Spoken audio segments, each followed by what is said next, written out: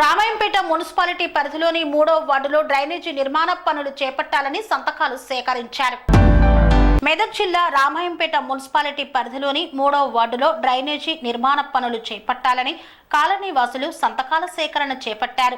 ప్రభుత్వం స్థానిక ప్రభుత్వ ఆసుపత్రి నుండి Venkateswara colony double bedroom KCR colony వరకు నిర్మిస్తున్న బీటీ రోడ్డు పనులు ప్రారంభించక ముందే డ్రైనేజ్ నిర్మాణ పనులు ప్రారంభించాలని స్థానికులు డిమాండ్ చేశారు.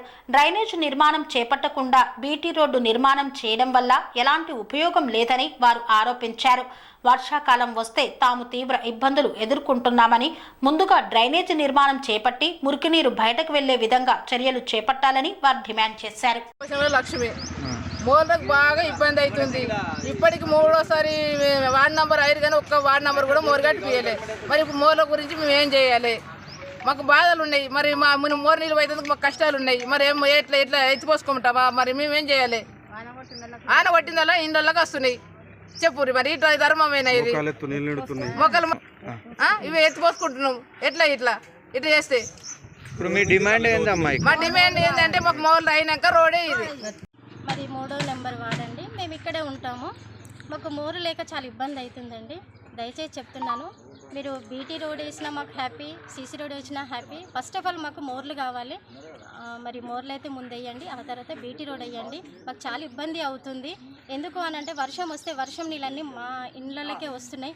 చాలా ప్రాబ్లం అవుతున్నాయి. చిన్నపిల్లలు ఉన్నారు, చంటి తల్లులు ఉన్నారు, ముసలి వాళ్ళు ఉన్నారు. చాలా ప్రాబ్లం అవుతుంది.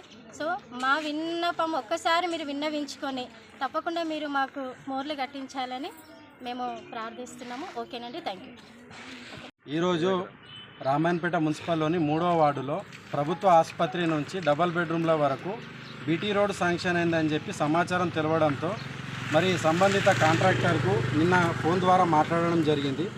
మరి సంబంధిత కాంట్రాక్టర్కు ఫోన్ చేసి, అన్న మరి ఇట్లా బీటీ రోడ్ శాంక్షన్ అయింది కదా, మరి అక్కడ ఉన్న పరిస్థితులలో ప్రజలకు ఏం డిమాండ్ ఉన్నది, ప్రజలకు ఏం ఇబ్బంది ఉన్నది కనుక్కున్న తర్వాత బీటీ రోడ్ వేయమని చెప్పి మేము రిక్వెస్ట్ చేయగా ఏం సమస్య ఉందని చెప్పి ఆ కాంట్రాక్టర్ అడగడంతో మేము ప్రజలకు ఇక్కడ తీవ్ర ఇబ్బందులతో మోర్లు దగ్గర ఒక 5-10 సంవత్సరాల నుంచి ఈ ఏరియా అనేది ఈ కట్టకు కింది స్థాయిలో ఒక 15-20 సంవత్సరాల కింద చెరువు ప్రాంతంగా ఉండేది. దాని తర్వాత గవర్నమెంట్ టేకాఫ్ చేసి ప్రెస్లో కొన్ని ప్లాట్లు చేసి పంచడం జరిగింది. దాని తర్వాత ఆ నీరుకు ఎట్లా నిలవాలో తెలియక ఆ ఫ్లోటింగ్ అయ్యి కిందున్న ప్రాంతాలకు చిన్న ఇండ్లన్నీ డౌనల్ అయిపోవడకు ఈ వర్షాధారిత వాటర్ అంతా కూడా ఇళ్లకు స్టోర్ అయ్యి మోకాలెత్తు నీళ్లు నిలవడం జరుగుతుంది.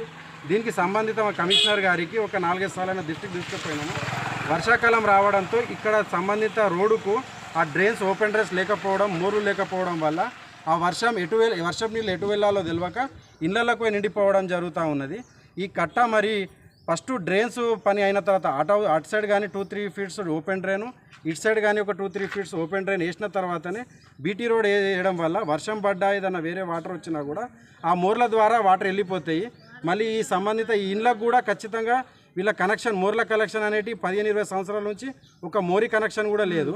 ఈ సంబంధిత రోడ్డుకు ఈ ఓపెన్ డ్రైన్స్ వేసిన తర్వాతనే బీటీ రోడ్ వేయాలి. కానీ ఫస్ట్ బీటీ రోడ్ వేసేసిన తర్వాత మోరీ నీళ్ళు ఎటన్నవ్వని, వర్షా నీళ్ళు ఎటన్నవ్వని అని చెప్తే ఇక్కడ ఉన్న ప్రజలంతా తీవ్ర ఇబ్బందులతో గురవుతారు.